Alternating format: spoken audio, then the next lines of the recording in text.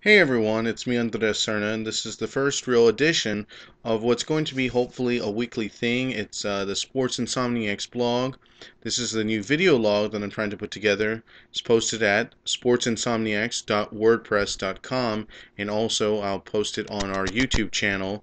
And tonight rather, I want to talk about the outcome of today's LSU football game. Now, unless you've been under a rock and you're not from Louisiana, or you just don't watch college football, you know that LSU unfortunately went down tonight 34-29 to the Mississippi State Bulldogs. And my hat goes off to Dan Mullen, the coach of the Mississippi State Bulldogs, Dax Prescott, the quarterback of Mississippi State. I mean, obviously passing for 2 touchdowns, rushing for 1. I believe he passed for like 200 yards, rushed for almost another 100 yards himself. They had another great running back there that carried the ball so many times. It just gashed LSU back and forth, up and down, and it really, really, really showed that the Wisconsin game was not a fluke, that when LSU gets behind the 8 ball, when they start trailing, that they cannot make up that many points, especially against an SEC caliber team. And yes, I realize it's Mississippi State, but this is not the Mississippi State that played from 91 to 95 or whatever you want to say. This is not the Mississippi State from the late 90s. This is a Mississippi State program under a new coach, a new era. This is the Mississippi State team that has done well against some opponents. Yes, against ranked teams. They are now only 3-21. One of those is this victory over LSU. I understand that. But Mississippi State, you look at it, they've gone to 4 straight bowl games. I think ESPN mentioned they've won 4 straight. Granted, these are not bowls like the Sugar Bowl, like the National Championship, but to go to 4 straight bowl games, and I believe they've won these 4 straight bowl games, is a testament to Dan Mullen, who is now the 3rd winningest coach in Mississippi State history. As for LSU, let me tell you this. LSU proved that they cannot get behind and come back. Obviously, when they scored 3 scores in the 4th quarter, and that's outstanding.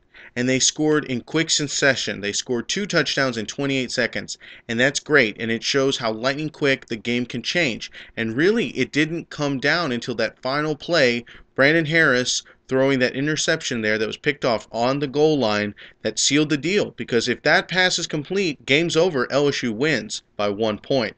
Let me make this point perfectly clear, however.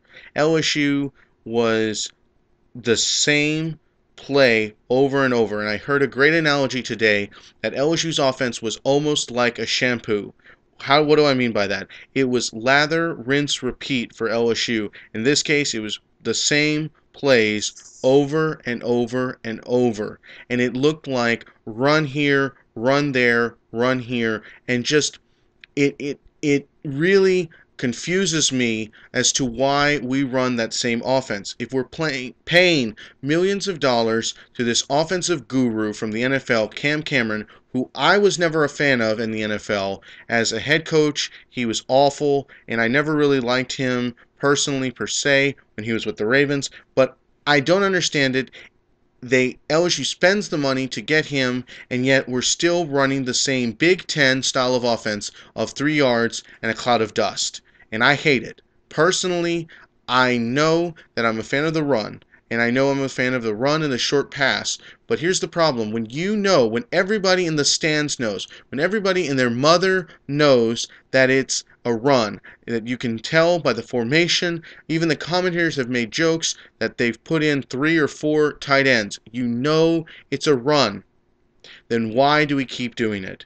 It aggravates the fool out of me that the play calling is over and over consistently the same. And it wasn't until when we got down late that the quarterback started to attempt to pass the ball more.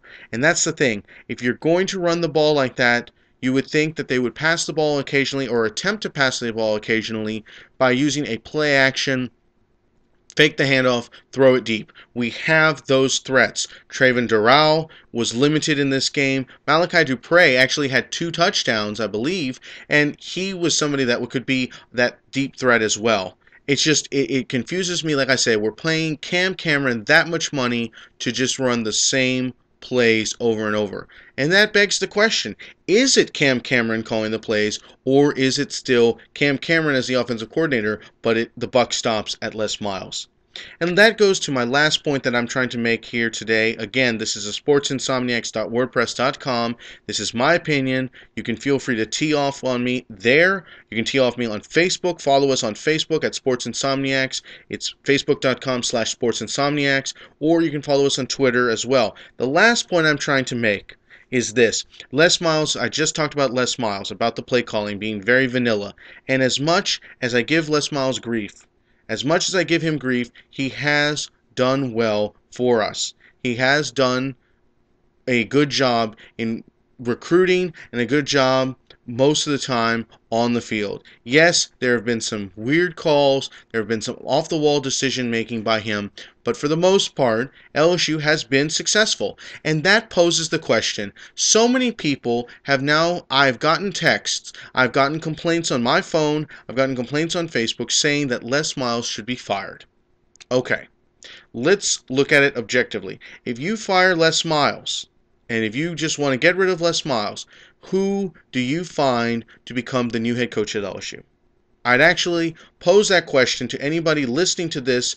Who would you get to coach LSU?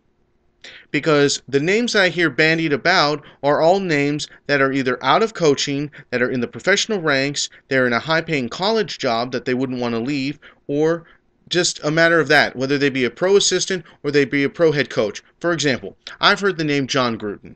Jon Gruden. I personally believe Jon Gruden is perfectly fine with his job on ESPN working Monday Night Football. I really do. I don't think he'd leave that cushy job. I don't see him wanting to come to Baton Rouge to coach college football. That's me. Another name that I remember hearing years ago when the Les Miles, there was the bandwagon to get rid of him again. There was at one point, I remember we were 8-0, and yet when I used to have my own sports talk show, I heard that the rallying cry was 8-0 and Les has got to go.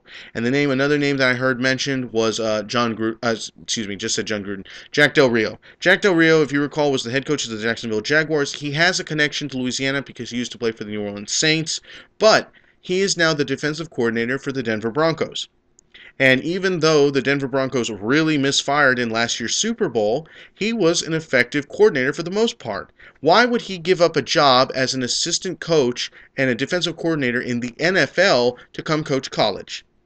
All right, if that's not good enough, let's look. Another name that I remember hearing, I believe, was Bob Stoops. Bob Stoops is at Oklahoma. Oklahoma is a great program. Why would you leave Oklahoma? Another example of what I've heard was Jimbo Fisher. Jimbo Fisher, yes, used to be the offensive coordinator under Nick Saban at LSU. But why would he leave Florida State? Florida State just won the national championship. Why would he leave Florida State to come coach at LSU? It's a lateral move at best. Honestly, if Florida State just won the national championship, then I really don't foresee him leaving Tallahassee anytime soon. Like I said, for those that listen and those that watch and those that follow the Sports Insomniacs, really, truly tell me in the comments here on YouTube or on the comments on the blog, who would you pick to be the next coach at LSU? I'm all ears. If you can come up with somebody that I haven't heard of, and you can actually give me a reason of why he would leave the position that he's at now to become head coach here, and how he would do a better job than Les Miles, I'd like to hear it.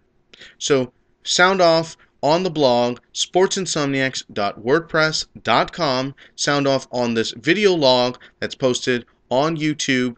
It's on Facebook. Check it out. Again, I'd love to hear your feedback. I'll tell you this as well.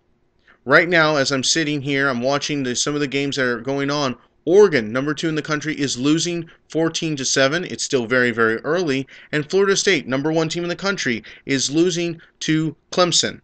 Now, I know what you're saying. Clemson's ranked 22. Mississippi State wasn't ranked. And Florida State doesn't have their quarterback. That may be true. Florida State's quarterback, Jameis Winston, as you know, got into some controversy yelling out one of the famous internet memes. It was a fake internet hoax video of a guy that ran in, stole the microphone from a reporter, said some vulgarities. Apparently, Jameis Winston decided to climb on a table at the student union there at Florida State and shout it out to the world. That's real mature. Between that, him stealing crab legs, and all that has happened, with the crime that he's being charged with, I truthfully believe that that guy, if he was playing for me, would be off the team. That's the third strike, and you're out. That's all I would say. But of course, because they are contending for the national championship, they do not want to dismiss him from the team. In fact, they were quick to only suspend him for one half of the game, mind you, as opposed to the entire game. And as it looks like right now, if this result holds, the number one team in the nation will go down as well. So, LSU fans, take solace in that LSU might not be the only top 10 team losing this week.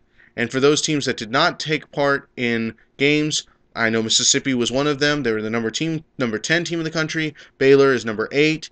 They didn't play. Baylor is not number 8, obviously, if LSU is number 8. Regardless, those two teams, I think Baylor is 7. We will see what happens. LSU will fall. There's no doubt about that. LSU will fall in the rankings, probably to the 20s, somewhere in there, maybe the late teens if they're lucky, because Mississippi State was not ranked. But let me tell you this, they may not have been ranked, they deserve to be ranked now. Obviously, beating the number 8 team, they came out, like I said, give Mississippi State credit for coming out, for playing hard, playing all 60 minutes, coming out and winning the game. And I know I said the Les Miles controversy was the last point I wanted to make. I do want to make one last point real quick before I run out of time. Mississippi State center should be ashamed of himself, decided to act like a buffoon, like a douche, and I know that's a vulgar thing to say, but it's true. He acted very immature in what he did in the game against LSU, stomping on 2 different players, channeling his inner Ndamukong Suh by basically stomping on 2 different LSU players 2 different times. If it was the NFL, he would be fined and suspended for his actions, but because in college, it's going to go without notice. It's going to go without being anything happening to the kid, and that is unfortunate, because I feel if I'm LSU, I send a letter to the SEC to say they need to take action on this kid, and they need to suspend him or something, because what he did, like I said, by stepping on those 2 players, 2 different players, 2 different times, he needs to be suspended. And that is my opinion. Again, I'm Andres Serna. This is the Sports Insomniacs, sportsinsomniacs.wordpress.com. And it's also, we're on Facebook, we're on Twitter, now we're on YouTube. Check us out, the Sports Insomniacs, Sports Never Sleep, and, judging by my appearance, neither did we.